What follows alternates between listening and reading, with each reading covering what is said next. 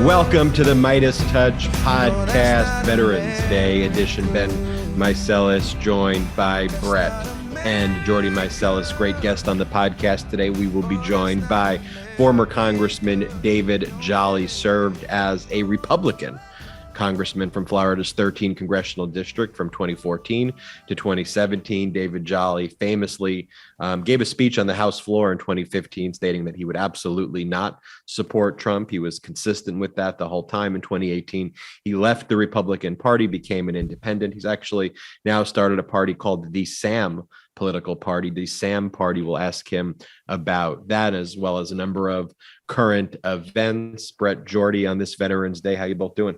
I'm doing really well, Ben. Thanks for asking. Excited to be here. Shout out to all the Meidas Mighty out there for all your support over the past few weeks. We released a great new video this week hitting back against Kellyanne Conway and her lying about the economic situation during the Trump era, which I think is, super important that we consistently remind people as to just how bad things were in this country over Donald Trump. But today, I'm just really grateful for all the veterans who served our country. Veterans Day is always a very humbling day, and I think it's worth bringing up that we come from a family with veterans, and we have some great stories, both grandparents on both sides, our paternal and maternal sides.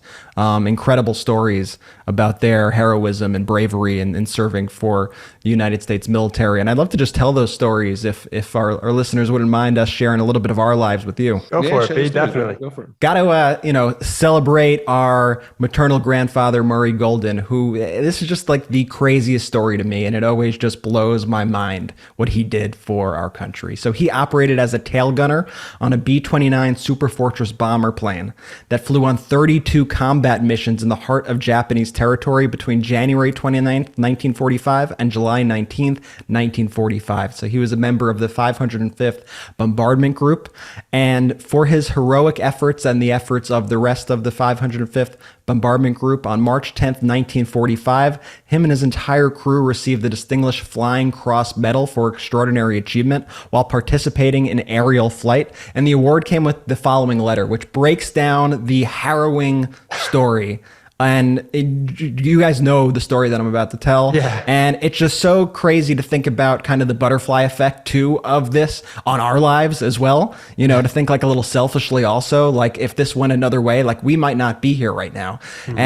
And just all the work that our grandfather did to protect democracy in America and how we're sort of, in a way following in that lineage. But I just want to show you the bravery. And this is a letter written by Charles Eisenhart, Lieutenant Colonel, commanding officer. He said, "These individuals were combat crew members on a B-29 aircraft engaging in a major incendiary attack on the Tokyo port and urban areas. Taking off 26 minutes late after overcoming last-minute mechanical difficulties, they arrived over target alone when all defense activities were alerted and the city was already ablaze. On the bomb run, the aircraft was under intense anti-aircraft fire and searchlights just prior to the bomb's away while their plane was in a nose-down altitude in a 70-degree bank. A terrific thermal caused by an explosion in the target area tossed the aircraft 5,000 feet higher instantaneously. They recovered control of the plane and released their bombs on the target area. Under constant danger of enemy fire attacks, engine failure, and difficult navigational problems, these individuals displayed great courage and determination in overcoming all obstacles to the enemy. Their superior professional ability and devotion to duty reflect great credit on themselves and the Army Air Forces." And like I said, that was Charles Eisenhart, Lieutenant Colonel Commanding Officer. And that story to me is just, a story of bravery, a story of heroism. And that's what's, in the DNA of this country. It's a fight against fascism. It's a fight for democracy. It's a fight of sacrifice, of willing to put the country over yourself.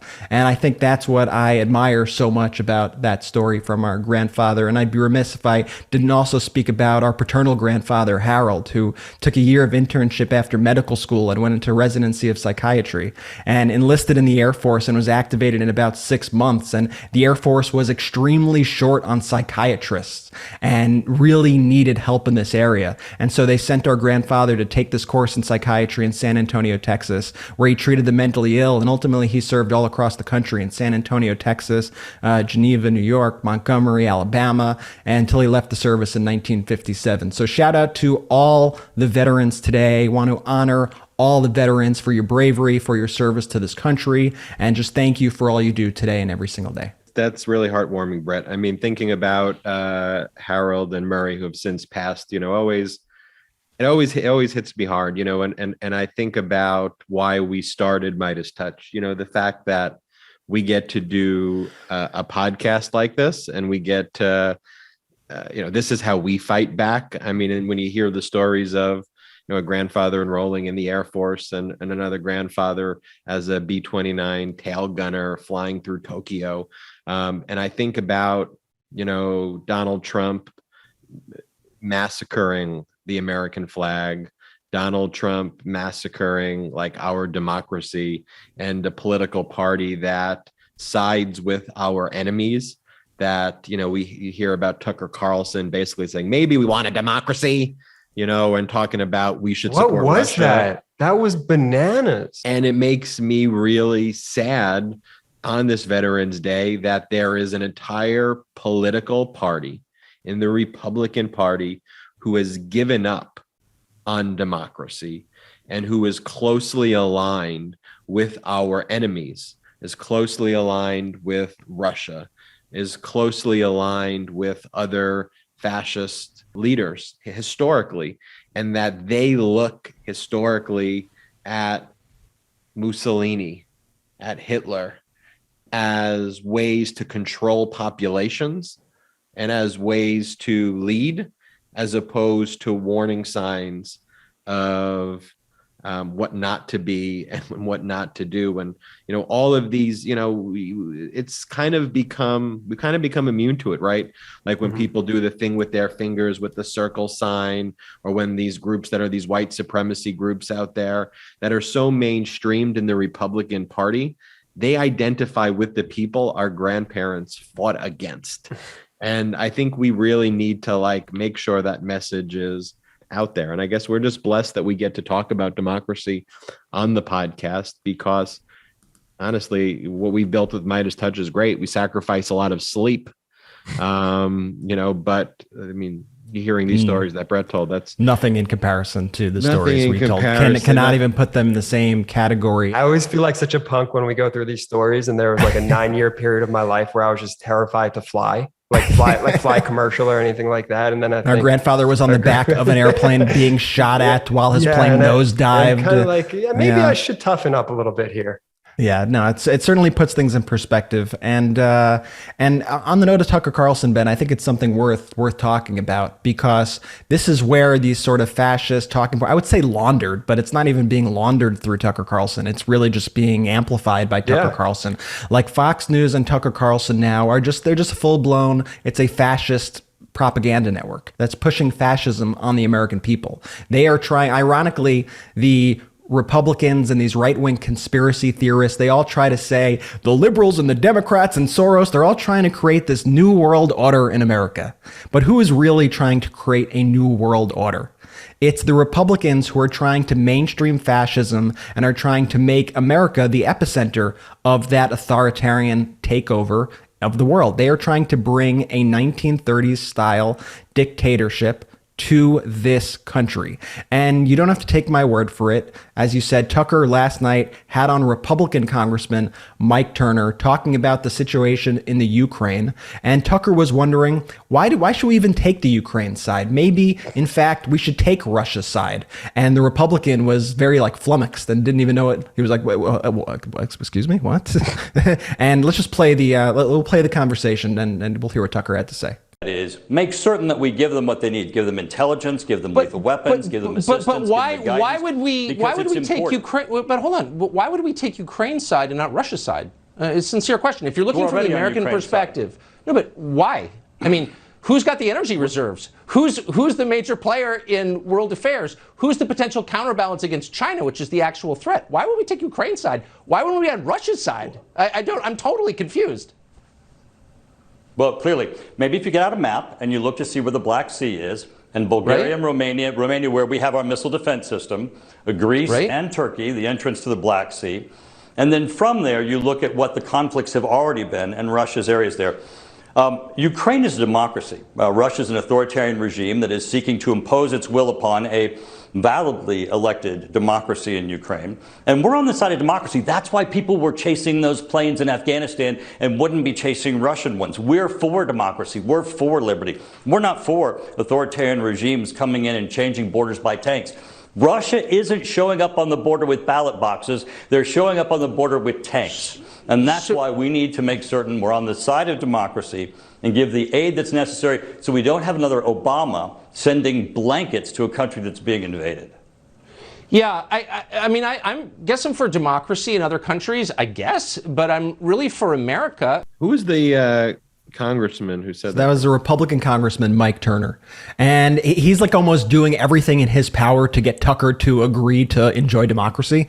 He's like, it's not like Obama. Like he tries to like throw these other sort of buzzwords that like, oh, Tucker, I can't agree with Obama on something. So I might. Let's make it clear. Tucker said, I guess I agree with democracy is essentially what he said. Well, the fact is he doesn't, and he shows it in all of his actions. He shows it in his series that is rewriting the history of January 6th to position them as freedom fighters when they were domestic terrorists. We see it when he meets with Viktor Orban overseas and other right-wing autocratic dictators. We see it. Like, we know what Tucker's doing. And he's also trying to now bully these politicians like this Republican congressman to embrace his view of the world, to embrace this autocratic view of America and of the world. And that's what's dangerous, because we know that all Republicans try to do every single day is book their time on Hannity. Like, all they want all day is to get that 5 minutes on Tucker show, to get that 5 minutes on Laura Ingraham's show. And now they'll know, oh, in order to do that, if I just start totally throwing away democracy and just start demanding autocracy in America, then they'll give me a couple minutes. And that's what we're seeing. And we see how these politicians fold to their whims and how an entity like Fox News is actually controlling the narrative of the entire party. This podcast is brought to you by Raycon wireless earbuds. It's never too early to start gift shopping for the holidays, especially because today you can save big on a gift that you will use every day. Brett's showing it on the camera for those listening. Maybe you're listening on your Raycon Everyday earbuds, but the Raycon Everyday earbuds are incredible. I listen, we were talking about it on the last podcast. I put my earbuds in before I go to sleep every day, watch some TikTok videos, watch some YouTube videos, watch Brett's great YouTube video that he did yesterday, which we'll talk about in a little bit. But with seamless Bluetooth pairing and a comfortable noise isolating fit, you could start listening right away and keep listening for hours. Audio quality is amazing, comparable to what you get from other premium brands, except that Raycon starts at half the price. And for those holiday parties where you have to gift things, it's great because it's affordable. And when the people put it in their ears, the sound is really, to me, just as good as some of the like other premium brands. Raycon offers 8 hours of playtime and a 32-hour battery life. There's also a built-in mic. You can take calls on your earbuds at the press of a button. That's what I probably do every day when I sign off this podcast. So this holiday season, get people in your life, family, colleagues, coworkers, something they can use for calls or music, for work or at home on the go, or pick up a pair for yourself. Trust me, you're going to use them every day. So here's what you got to do. Go to buyraycon.com, BUYRAYCON.com/Meidas today. That's /Meidas, MEIDAS today, to unlock exclusive deals up to 20% off. 20% off your Raycon orders. And they're already very affordable. But hurry, this offer is available for a limited time only, and you don't want to miss it. That's buyraycon.com/Meidas to unlock up to 20% off your Raycons. buyraycon.com/Meidas, BUYRAYCON.com/MEIDAS. Love those earbuds. Brett, I referenced the video you made of Kyle Rittenhouse, which is a new format that we're trying out here on MeidasTouch. I say we, so I can try to bask in the glory of your video and take credit for it. But you asked me a simple question yesterday, so I'll take 1% credit for the video and you could have 99%. The rest, you asked me if the judge grants a mistrial with prejudice, does that mean that Rittenhouse would be basically not guilty? With prejudice means yes. Without prejudice means that you could retry the case. But Brett, that video really struck a chord. Tell us about the video and why do you think that it had this impact? There's a lot of content out there on this trial, yet your video from MeidasTouch seemed to be the most prevalent one out there as the summary of the trial. Well, and it wasn't even from the lawyer. That's what I love about it. You guys will have to tell me why it hit so hard. I'm the one who made it, so I'm a little in the weeds on it. But I think it's kind of why MeidasTouch videos in general do well. I was watching the trial. I was sitting here. I have the TV in front of me, and I just found myself frustrated at all the events that were going on and everything that I kept seeing come out.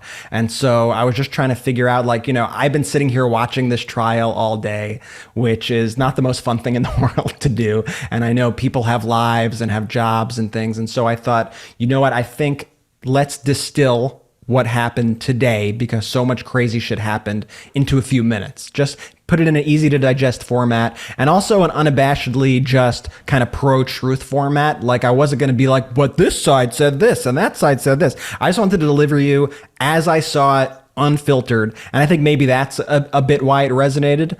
But let's face it. I mean, you guys are the lawyers, Ben and Popak, and you guys have been discussing this on Legal AF ad nauseum. And I know you guys will discuss it more this weekend. But what I saw yesterday at the Rittenhouse trial, what I'm seeing today, the whole thing just seems like a total shit show, just all around. Mm-hmm. I mean, I know Popak is a, defender of the judge in many ways, and not necessarily a defender, but just wants to kind of put it in perspective as to how courts operate and how things happen. But the things I am seeing, to me, shows a very biased judge and shows a lot of very sort of sketchy things happening in the courtroom. And I'd love to get your quick take on it before you do a deeper dive this weekend in Legal AF. Yeah, we're going to do a deep dive on Legal AF. Look, the prosecutors, you highlighted, I think, a very helpful cross-exam that the prosecutors did of Rittenhouse, where they basically got Rittenhouse to say that he pointed the gun at the individual first before an individual pointed the gun at them. Yeah. But the prosecution has made some fumbles. Mm-hmm. I mean, basically bringing up the fact that Rittenhouse previously took the Fifth Amendment, even just asking the question in the presence of the jury to imply guilt, is really a big no-no, as the judge would say, in our legal system. You just don't do that. I mean, you have a constitutional right to take the Fifth, whether you're Rittenhouse or whether you're listening on the podcast, the right against self-incrimination. So, and that should not be brought up at a trial. So kind of missteps like that are unfortunate. People have been complaining about this judge, that he's been one-sided the whole way. Judges are curmudgeon-y, weird people to begin with in a lot of cases. So that's a good use of the word curmudgeonly. When I see the judge act like that, that's not inconsistent with a lot of judges that I've seen out there. He's obviously also got burner Twitter accounts and burner social media accounts, because he's clearly following what social media is saying about him. And he's doing he's heavily influenced by the media here. Yeah. And look, he does seem to have leanings in favor of Trump kind of viewpoints. I don't know where he stands politically, and I don't want to insinuate that, but there are indications that he seems to be favorable to the defense in this case. But ultimately, if you want my prediction, they're going to find Rittenhouse guilty on the gun charges. It's unclear to me for possession of the firearm. Yeah. But on the actual murders, I think based on the evidence, that's been put out there, and the way the case has gone, I think it's going to be difficult to convict. I mean, its question is it beyond a reasonable doubt? Beyond a reasonable doubt. And when you have testimony like one of the individuals who basically said that he pointed a gun at Rittenhouse, does that create reasonable doubt in any one of the jurors to at least have a hung jury. I mean, I got to ask yourself that. And you need a unanimous verdict. And Ben, I want to ask you this too. And I know you're going to do a deeper dive on Legal AF on Saturday night. Can a judge like follow social media and follow the news cycle about this? Because I know the jury, for example, is given very specific instructions not to. Yeah, I mean, the short answer is that the judge is not the trier of fact. The jury is the trier of fact. And so the jury is not supposed to get any facts that are outside of what's being presented in the courtroom, and all those other factors could influence. And that's why they're not entitled to go out there, because those facts, all that other information would be hearsay. They're out of court statements that they're not entitled to hear. And because juries are lay people, are lay persons evaluating the facts, the view is that they can be persuaded by the media. But judges, I think they're governed by a judicial code of ethics, and a judicial code of ethics would basically say, for best practices, you shouldn't do that. You shouldn't be influenced by the media. But for a judge, he's going to open up the news. He's going to see, he's going to see the reporting. He's going to read about it. He's going to read his cookie books, whatever else he's doing on the side. But let me speak as a layman, Ben, because, as a layman, here's what I see. First, going back to Tucker Carlson, I see a direct line between the rhetoric that Tucker Carlson uses and the rhetoric that the right wing uses and the actions of somebody like Kyle Rittenhouse. They are constantly dehumanizing their political opponents. I think they are calling people like Kyle Rittenhouse to violence, and then they applaud and celebrate and laud people like Kyle Rittenhouse as heroes. And I'm going to make, how we get Popakian predictions on Legal AF? I am going to make I don't know what you would call my predictions, about Brettian prediction. I don't know what you would call it, but I'm going to make we'll workshop that. But I'm going to make a prediction, and I'm really not joking about it. If Kyle Rittenhouse gets off, we will see Kyle Rittenhouse at next year's CPAC. Like, that's the kind of thing that they would absolutely do. Kyle Rittenhouse, CPAC, they might run this dude for like Congress. Like, these are the people who the Republican Party is actively recruiting. And if not at CPAC or those events, he will certainly be at those other conservative right-wing fascist events that they have throughout the country. And you could bet on that. You could absolutely bet. I would put money on that today, that if he gets off, this kid will be a hero and will be on tour across the country as a hero. And I don't think anybody would even refute me on that. I mean, I think you're 1000% spot on. If he gets off, I mean, it's not going to be the last we hear of Rittenhouse, unfortunately. But for all you listening, definitely check out the MeidasTouch YouTube account. Check out Brett's breakdown of the circus that was the Rittenhouse trial on Wednesday, and really watch that video, because Brett does such an excellent job breaking everything down. Absolutely. Rittenhouse is already a superstar in the GQP world and the GQP party, for the reasons that he is kind of representative of a brand of white supremacy. I mean, that's why they like him. I mean, that's the images that they spread of him making white supremacy signs. The groups that congregate around him, are those groups. Want to bring in former Congressman David Jolly, get his take on all of the news. Before doing that, I want to talk about Get Upside. This podcast is sponsored by Get Upside. Hey, Midas Mighty, this is Ben Meiselas with Brett and Jordy Meiselas with an incredible app that everybody who buys gas needs to know about. Get Upside. Lots of people buy gas. Our listeners are making up to 25 cents for every gallon of gas every time they fill up. It's really incredible. You download the app. It's free. It's called the Get Upside app, GETUPSIDE app, in the App Store or Google Play right now. Use the promo code Meidas, MEIDAS, and get a bonus 25 cents per gallon on your first fill up. That's up to 50 cents cash back. Don't pay full price at the pump anymore. Get cash back using Get Upside, GETUPSIDE. For those watching, Brett's showing the app on his phone. Download the app for free. Use the promo code Meidas to get up to 50 cents a gallon cash back on your first tank. Some people who drive a lot are making as much to $200 to $300 a month in cash back, and there's just no catch.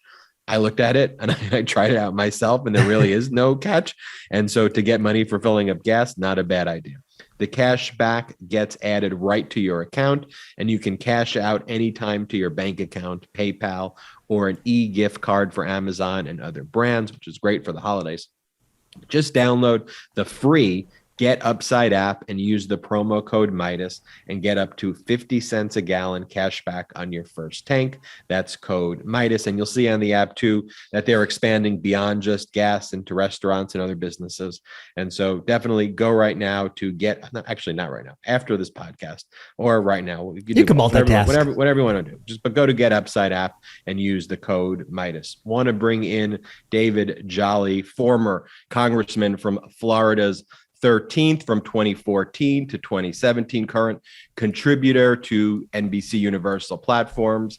David was a former Republican, now independent, also running a fledgling political party I want to talk about called the Sam Party. Dave Jolly, welcome to the podcast. Hey, great to be with you. Thank you. So, Dave, I got to ask you from the outset, when I said it in the intro, the transition from Republican to independent, I assume inspired by Trump.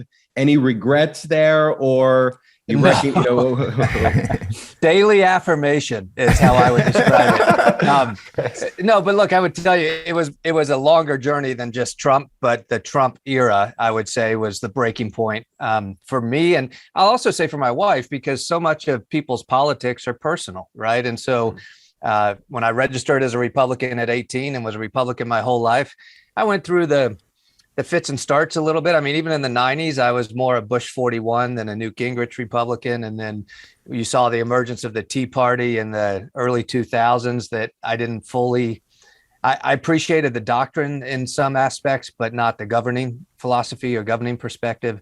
And then the emergence of Donald Trump just reflected an organization that didn't reflect my political views nor my personal values. And so I did leave the party shortly after leaving Congress. Now, I will say, because a lot of people say, oh, yeah, you waited till you left.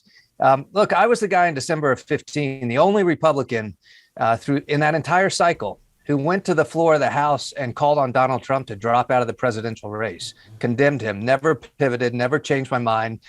Paul Ryan and I, the day he got the nomination, the day Trump did, we both gave the same statement when asked, will we support him?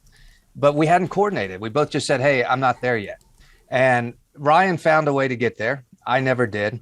I ended up leaving Congress in 16, left the party in 18. And what I will tell you is I knew I'd feel some mixed emotions, but largely relief from being outside of that environment that is today's Republican Party. What I didn't anticipate was the liberty, the freedom, the excitement of being untethered from a major political party. It was so liberating. One of my experiences in Congress is how the two major parties can really crush independent thought, or at least not allow independent thought to be exercised.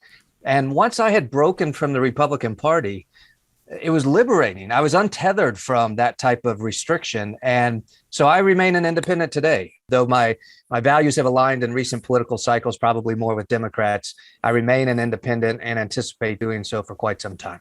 Could you ever imagine, though, that the Republican Party, the former party you were affiliated with then, and you saw the Tea Party leanings, though, but would be so engulfed by this anti-vax doctrine, this kind of massive conspiracy theory, allowing QAnon not to be the fringe, but to really be kind of seeped into what the party is? Like, could you have predicted it was going to go that far to where we are today? I don't think I ever anticipated it taking over. And I would call it the anti-truth faction of the Republican Party that took over. A little bit of the chip on your shoulder, angry populist, devoid of reason, devoid of any real intellectual investigation into some of the issues. And look, I like to paint it in the realm of opportunities lost, as opposed to just condemning the current behavior. Because I would say this on take vaccine skepticism. Look, we're never going to have 100% agreement on vaccines, though I don't fully understand the other side. I'm pro-vaccine. My family is. Everybody I really speak to is. But I get it. There are people in compromised situations. There are people perhaps for health reasons, either from a doctor or for their own beliefs, might choose not to. There is a way for vaccine skeptics and today's leading Republicans to respect that, but also go all in promoting the public health of vaccines. I mean, it is public health. It is something we do for our community, we do for our country, we do for other people. Every Republican wearing a "What Would Jesus Do" bracelet should have the vaccine. But that's not the doctrine they've adopted, because I think Trump introduced a winning strategy of questioning the man, questioning government, the skepticism of any authority, and it's an angry form of populism painted in a grievance philosophy that somehow something's being taken from you. If you let government exercise its responsibility, then necessarily it's a zero-sum game and you are having to give up something of your individual liberty. It's a false premise, but it's a powerful one. We were talking, Brett, Jordy, and I yesterday. I don't even know what got us on this topic. We don't usually talk so much politics outside of the workday. We usually talk sports or something else, but we got into the topic of Dr. Fauci, and we're like, why do we even know this? We're like, why do we even know this guy's name? Like, why? He's someone who maybe once a year should be cited, like on page 12 of the Washington Post. Yet Dr. Fauci, the head of the CDC, is public enemy number one for Republicans, is the craziest concept in the world. But it speaks, David, to that grievance politics you talked about.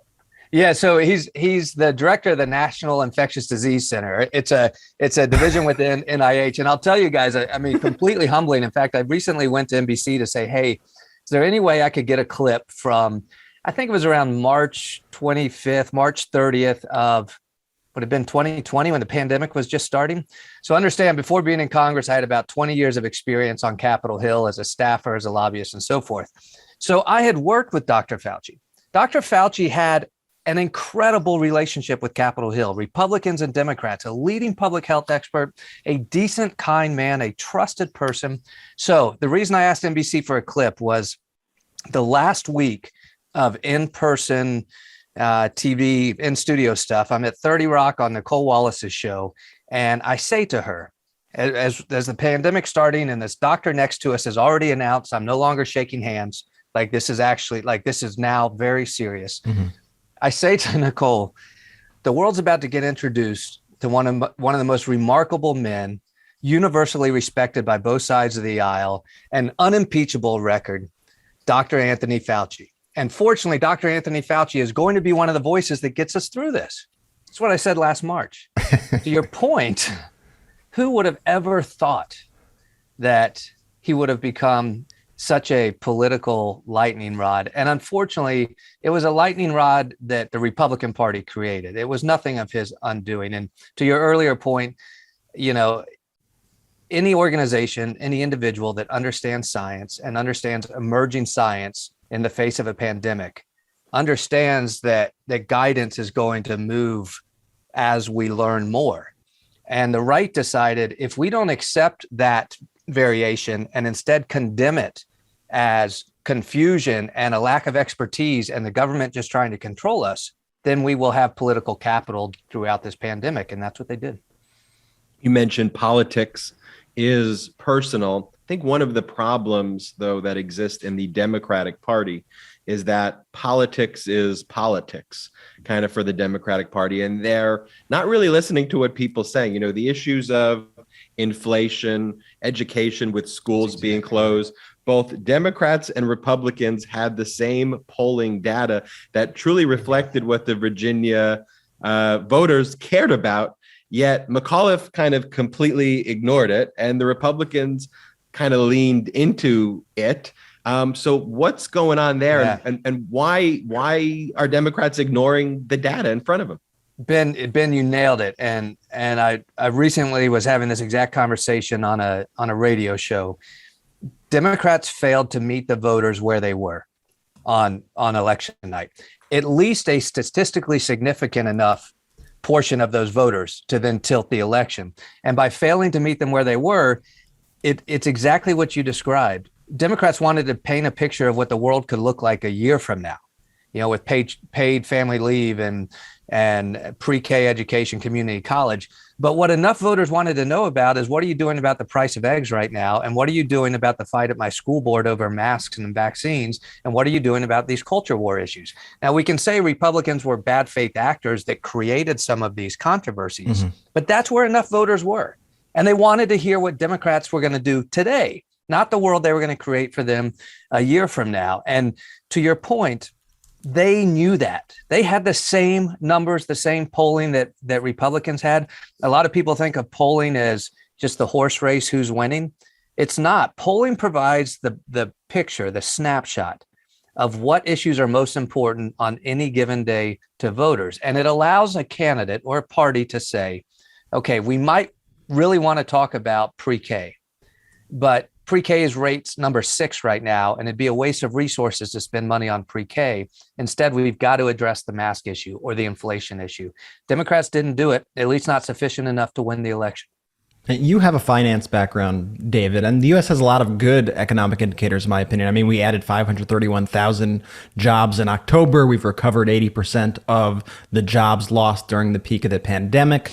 But this inflation issue seems like it will be a big issue until it's taken care of. First, I just want to get your thoughts. What do you think is behind the cause of the inflation?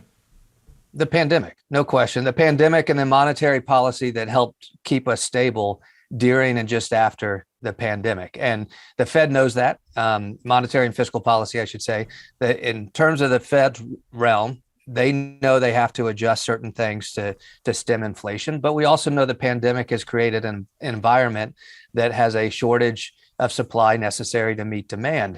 At the end of the day, if the pandemic can be solved, a lot of this will be solved.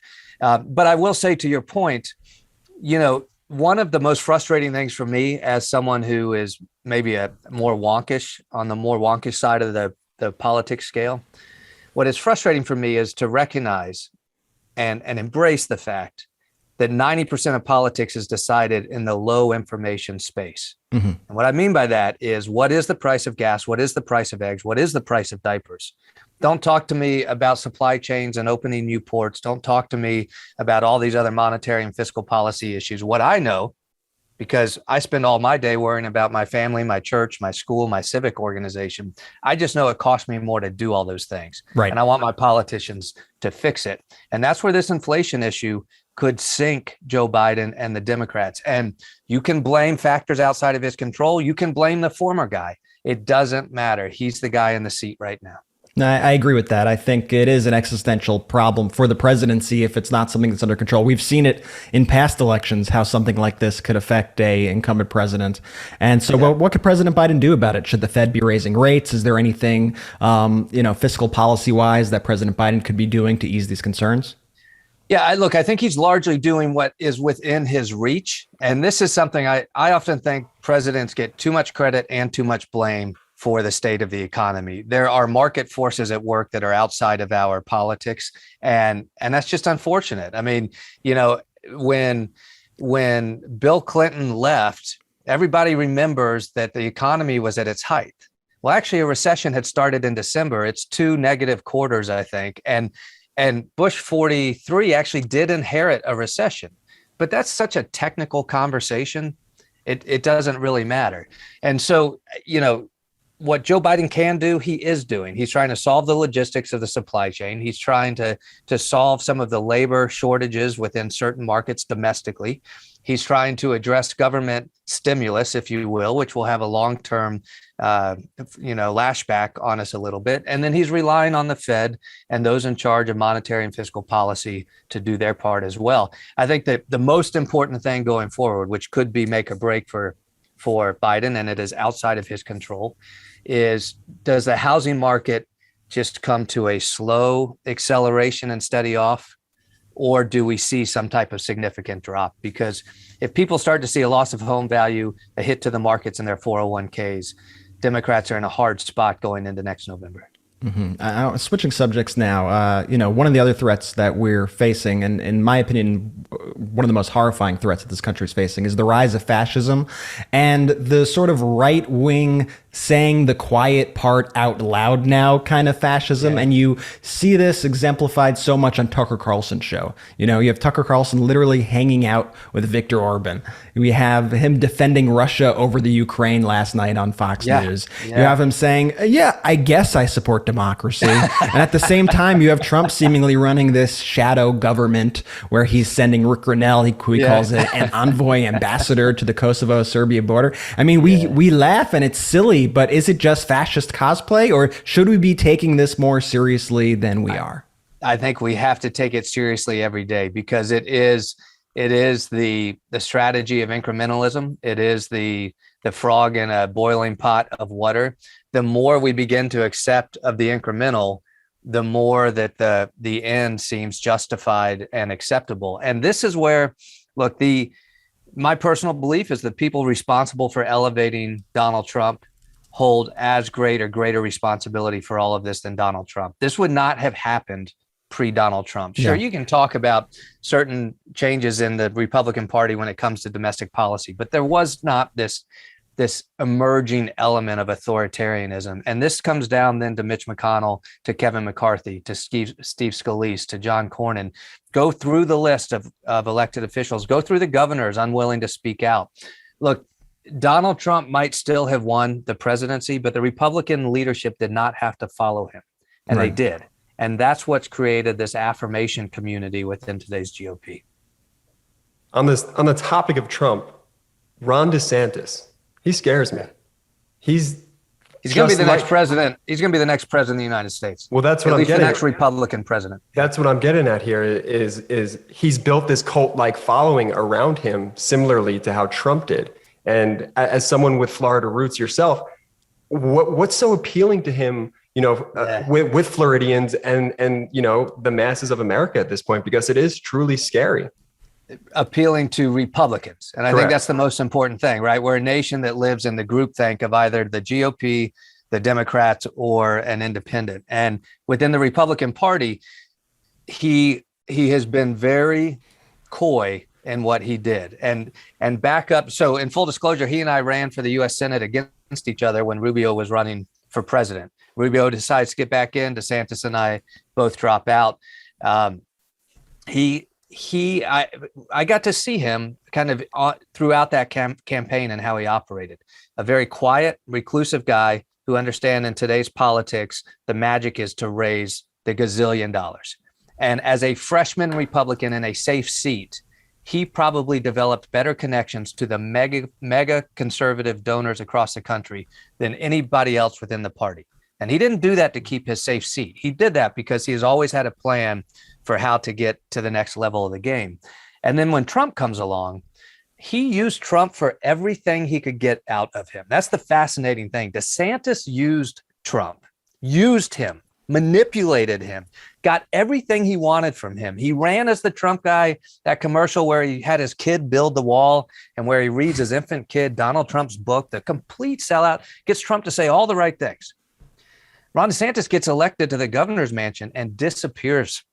He doesn't end up defending Trump on everything. He's not on Fox News. He just quietly moves away from Donald Trump because he got everything he needed from Donald Trump. And then he set about to become the off-ramp for the party from Donald Trump, which was, I'm going to do all the things that are appealing about Donald Trump, but I'm going to distance myself from any real legal controversies, from any real personal controversies, from the stuff that makes people truly despise Donald Trump.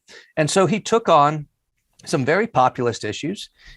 He obliterated the Republican philosophy of local control and decided he was going to implement conservative doctrine with every tool he had, which was very similar to Trump. Right? I'm going to use all the powers of the office to achieve exactly what conservatives want, even if it runs roughshod over the state constitution or local charters or whatever it might be. And what he's done is he has set himself up to be a very strong Republican nominee in a nation that's 50-50 when it comes to their politics. But all you have to do is win your party and turn them out. And that's why if Ron DeSantis is not the next president of the United States, he is the next Republican president of the United States. I really believe that. Fascinating take, David. So basically what you're saying is that Trump was DeSantis's useful idiot. Yeah, without question. No, without question, Ron DeSantis used Donald Trump to get everything Ron DeSantis wanted from him. And look, fast forward to when you had the condo collapse in Miami at the same time Trump wanted a rally. DeSantis did not want to appear at the Trump rally because this is DeSantis's road to the nomination, not Donald Trump's. And Ron DeSantis is trying to manipulate the Florida GOP to do everything he can to not have the Florida GOP go all in with Donald Trump, because Ron DeSantis's plan is that he's going to run in 24 and he's going to win the nomination. And so when you saw the collapse at Surfside, despite the human tragedy of it, that little moment in Florida politics provided Ron DeSantis an off-ramp to escape from Donald Trump's shadow and be the practicing governor while Donald Trump was having his campaign rally. My heart's literally palpitating right now. I just have to switch, have to switch gears here. Can you tell us more about the Sam Party? Yeah, look, the Serve America movement operates as the Sam Party in 4 states. We're a minor party. We ran unity tickets for governor and lieutenant governor in New York and Connecticut. We just elected the mayor of Newtown, Connecticut, or the first selectman. Will be on the ballot in Pennsylvania and Texas in this next cycle. Here's the 2 things you need to know. Sam is the only big tent party in the country. We don't choose a spot on the ideological spectrum and try to gather our people around that. We say, wherever you are, let's gather around shared principles of problem solving, accountability, transparency, fundamental electoral reform, protection of democracy. And then the second is we don't have a national policy platform because we actually think we should empower our candidates, be they in Galveston, Texas, or Newtown, Connecticut, or Long Beach, California, to actually articulate positions that truly reflect their constituencies. A party shouldn't tell the candidates what to believe. A candidate should tell the party what their constituents believe. So look, we put up a win on the board on last Tuesday, and we anticipate putting some more points on the board next November. Let me give you the hypothetical, David. So what do you do in this situation? You've got a Trumper running for president versus a Biden person for running for president. Hypothetically, the Sam Party's growing, and you know that the Sam Party's not going to win that election in the 3-party race over there. Do you tell people as the Sam Party, hey, vote for Biden? Or do you say vote for the Sam Party knowing that that may mean that a Trump wins? That's a hypothetical right there. What do you do? Look, so our state parties would likely go through an endorsement process. And my strong presumption is that each of our state parties would endorse Joe Biden in those 2 races. I will tell you, whether it be a presidential race or down ballot, we're not interested in playing the spoiler role, right? New York changed their laws and ripped away our party status because we refused to run a presidential candidate in this last cycle. They changed the law to say you have to run a presidential candidate. And we said, we're not playing spoiler. We're not interested in this. What I will say about the spoiler argument, because this is important. We're also not going to shy away from races where we feel like we have a compelling candidate, a compelling message, or a viable shot at winning. And should we lose, I think it's embarrassing and shameful that the reaction of the 2 major parties is to blame independent voters for having left them. In other words, if there is a spoiler element, whose fault is it? Is it the Sam parties, or is it the Republicans and Democrats because they're not speaking to a broad enough constituency? I think it's the latter, because the only reason there are available voters out there willing to come to the Sam party is because the R's and the D's have left them far behind. And I think that's an issue where we point the scrutiny at the major parties for having created the spoiler effect. You know, and it's interesting, David, because our framing of these issues really is not so much even Democrat versus Republican. It's really pro-democracy. And given right now that the Democratic Party, as of the 2 major parties, is the only one that supports democracy, we're like, you know what, we're with you. Yeah. But as we like to say, if Biden started going up there and saying we need to inject Clorox in our veins, we're not going to support that shit. We're not for that team. Well, one of the reasons we have this issue around protecting democracy is because, now look, there are unique circumstances in today's Republican Party. I don't want to play both sides of them. That's not what I want to play here. But what I will say is the construct of our elections have been rigged by both major parties to protect incumbency. And so I would suggest we don't really have a full democracy now. Trust me, if you spend any time in the independent or new party political space, you run into challenges in all 50 states that look differently in all 50 states, where the 2 major parties have ensured that you don't get to have a voice in the process, either through access to the ballot, creation of party status, or campaign finance laws. And that's a real issue. 40% of the country, when they register, reject the 2 major parties. Gallup just came out with a poll that had 65% suggesting a new party would be beneficial to the system. But the 2 major parties work every day by rigging the rules to prevent the emergence of one. And look, this is a decade-long fight we're in the new party space. But I will tell you, the activity and acceleration within this space, particularly since January 6th, has been something we haven't seen in a decade. And really the dichotomy now that people have to face between fascism versus democracy is a product of that problem. Because, if you look at healthier democracies right now, as crazy as it is to say that, and you look to Europe with multi-party systems in places like Germany and other, their coalitions with multiple political parties, or even if we look at our neighbors north, where there's not just really two parties, only have two major parties. There's the other parties have more clout than just the Democrat Republican. That's healthy to the system in those nations. Look, studies show, and there's a book by Lee Drutman called The Two-Party Doom Loop, but studies show that multi-party democracies have greater voter participation, greater voter satisfaction, greater diversity of representation, greater consensus of policymaking. Every measurable metric in multi-party democracies exceeds what we have here in the United States. We've just grown to, kind of accept low expectations when it comes to American politics. Fascinating conversation, David Jolly. Thank you so much for joining us on the MeidasTouch podcast. Gives us a lot to think about, too, on multi-party systems, which was not initially where, the interview was going to focus on. But I'm glad we went there and would love to have you on more to talk about that. And if you ever want to come on again, just let us know. Good to be with you. Thanks for what you guys do. I appreciate it. Thank you so much, Brett. Jordy, a lot to learn. It was actually a great interview. Amazing interview. It was great. It was great to talk to David. And, I don't agree with third parties in the United States of America. I just don't. You don't agree with it? What the fuck does that mean? Well, here's why. Because the United States. Debate. What do you mean you don't agree with it? Well, because the United States is not a parliamentary system. So there's really no room for a third party to shine, unfortunately, in the way our political system is set up. Like David was saying, it really is a rigged system for the two parties. That's just kind of a fact of the matter.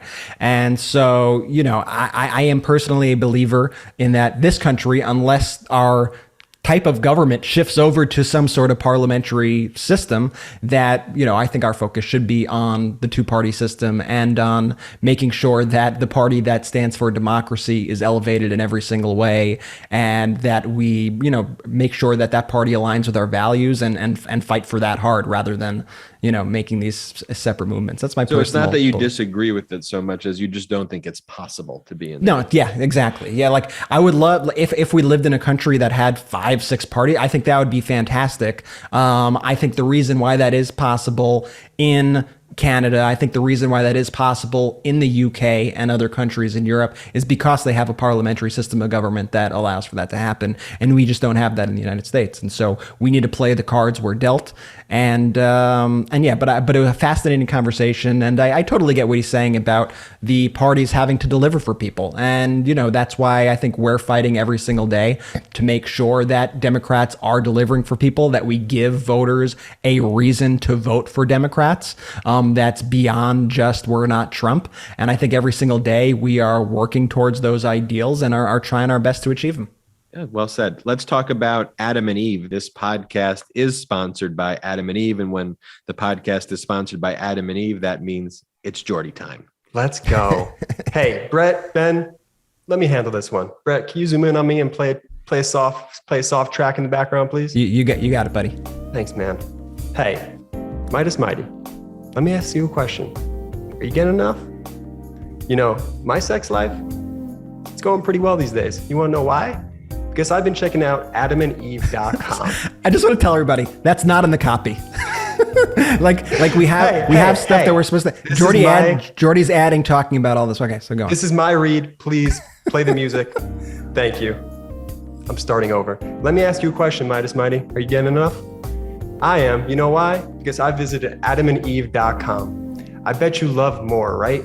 Well, adamandeve.com wants to give you more, with 50% off just about any item plus free shipping on your entire order. So what do you have to do to get your 50% off one item and free shipping? It's not hard. Just enter offer code Midas at checkout and you'll get 50% off almost any item. Go check out adamandeve.com today, right now. Select one item and get 50% off, including free shipping when you enter offer code Midas.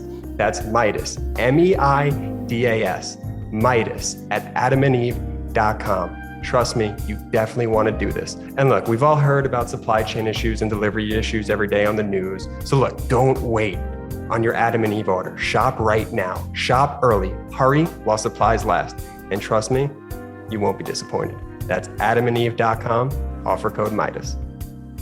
Great good job, read, Jordy. Great, really Jordy. good. Jordy. Yeah. Really good job. But Jordy, I appreciate it. Great work. But everyone, seriously, go to Adam and Eve, use the code Meidas, and definitely go there. Supporting our sponsors is helpful. And what I like about it is it's private, and you could do it anonymously, basically. Like you don't have to go into a store, and it's all. Yeah, good. you don't even have to tell us about it. You can just do it. You can go right now. AdamandEve.com, code Meidas. Yeah. But if you want to tell me about it. Jordy, what?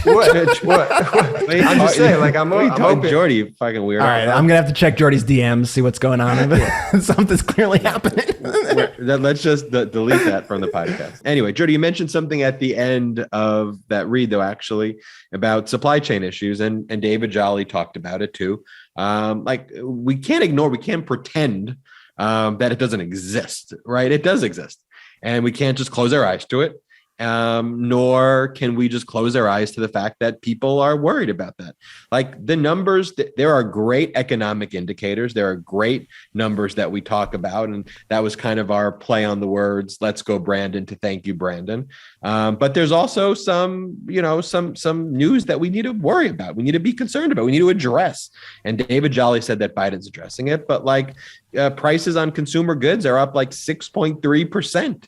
That's not an insignificant jump. That means the cost that people are paying for stuff like milk or holiday gifts or things like that are more expensive to get. Their home items, things are costing more expensive. It's taking a longer time to get there. And we need solutions for that. We can't blind our eyes. Here's what I like that Jolly said, and I could not agree with him more on this point. It's that it doesn't really matter how the inflation started. You could give the whole background on it. And, the interesting thing is that the inflation is actually kind of happening for a good reason. It's because our economy is actually in a recovery from one of the worst recessions we've had since the Great Depression. It's in a recovery from the COVID pandemic, which was mishandled by Trump, when employers slashed their jobs and got rid of their supply. And they were not prepared, though, for this economic bounce back. And we are seeing the consequences of that, where they are now squeezed on supplies. They are now squeezed on employees. And we are seeing the increased demand, the lack of supply. We are seeing that catch up to us in basic economics. But the fact is, we could talk all about how we got here. We could spend the rest of the podcast talking about that. But the fact is, people are voting for who is in charge right now. And they, like we were talking about with Virginia, are opening up their refrigerator. They are looking at their receipts at the supermarket, and they are saying, I am spending more now than I spent a few months ago, than I spent a year ago. And they will take that to the ballot box. I mean, we saw this with the Jimmy Carter administration going into Reagan. It's one of the reasons why Carter lost. We saw an era of stagflation. We, at this point, this is a problem that needs to come under control. And so I think President Biden needs to do whatever he can to try to get this issue under control. I think the Fed needs to do whatever they can to get this under control. And I think we need to keep delivering on popular Democratic policies that are going to actually help people get through these issues. I think those extra checks actually helped Americans so much, make up for this. But the fact is, if inflation continues to rise at a higher rate than wages are rising, and it's incredible that wages are rising, but the problem is inflation is outpacing the rise of wages. And that's what workers are feeling. And if that is the case, it's going to be very hard to win elections because, like Jolly said, and like we said in our last episode, people are voting on these kitchen table issues. People are not voting on lofty 30,000-foot issues. They're voting at the kitchen table. And this is the clearest example of people hurting at the kitchen table level. Absolutely. And so what do? We got to message this as Democrats. We got to talk about it. We got to confront the issues that voters care about versus issues that we think voters should care about. As Jordy would say on the back of his iPhone, run toward the problem. Don't run away from the problem. And look, the infrastructure bill is going to be signed into law early next week. On Monday, it's anticipated to be signed. I'm excited for that. Democrats need to talk about all of the things they are delivering for this country. And we need to put the pressure on Build Back Better. But as we've said on other podcasts, not just using the phrase Build Back Better, not talking about trillions and trillions of dollars, but truly talking about the issues that are going to matter to people every single day. Every single day. And the message needs to be coordinated. The same way the GQP coordinates their messaging about being anti-Big Bird, the way they coordinate their messaging about Dr. Seuss, we need to, pro-democracy loving people, need to coordinate our messaging about how we're going to make healthcare more affordable, more accessible, how we are going to make education more affordable, more accessible. These are issues that people care about. How we are going to continue opening up the country safely while being protective of the lives of members of your family and children, and not risking them, not risking their lives. That's what we got to do. And also, to add to that, I think we also need to not let the Republicans rewrite history as to what we went through over the past year and a half.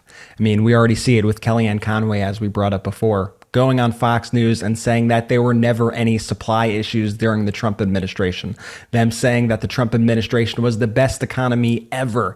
I mean, all this is complete and total bullshit. The Trump economy was a tremendous disaster. They gave away trillions of dollars to the wealthiest Americans. They led us into a recession that was the biggest recession since the Great Depression, in which for months on end, we cannot buy basic goods like toilet paper, like canned goods, like Lysol, like pet food, like cereal, like anything you get at the supermarket. We had to get from specialty shops, or we had to get shipped from other parts of the country. It was a complete and total disaster. And we need to continuously remind people also just of how far we've come. Just of how far we've come since President Biden took office, because the memory span of the average American seems to be very, very, very short, and how quickly we forget. And the reason why also it's so important to me that we get these economic issues in check is because these economic issues are intrinsically intertwined with our democracy. And how is the price of milk, related to our democracy? Well, if voters aren't feeling that they could afford goods, and then in 2022 they take that out on the Democrats, and Kevin McCarthy or worse becomes Speaker of the House, guess what? Our democracy is in dire straits. And people are going to be voting based on these economic issues. They're going to be voting based on how the economy feels to them. So we need to make sure that we're delivering on these economic issues. We need to make sure we're delivering on the messaging of the economic issues, and make sure that they're not only experiencing it, but that they're feeling this benefit. Because if we don't communicate that and we let Republicans take over, our democracy will be hanging by a thread or worse.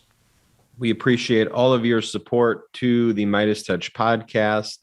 All the Meidas Mighty out there. Love seeing the Meidas Mighty meetups that you are all organizing with other members of the community that you have built. It's incredible just being a part of that movement with you. Special thanks to our guest, David Jolly, for joining the MeidasTouch podcast.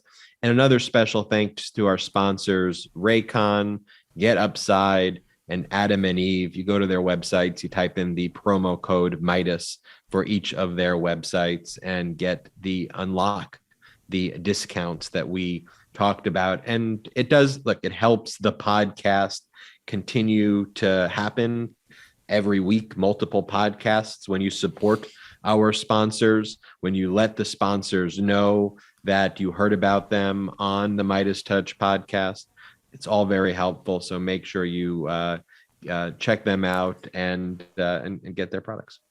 I think Get Upside should be part of the economic plan. Like high gas prices, Get Upside.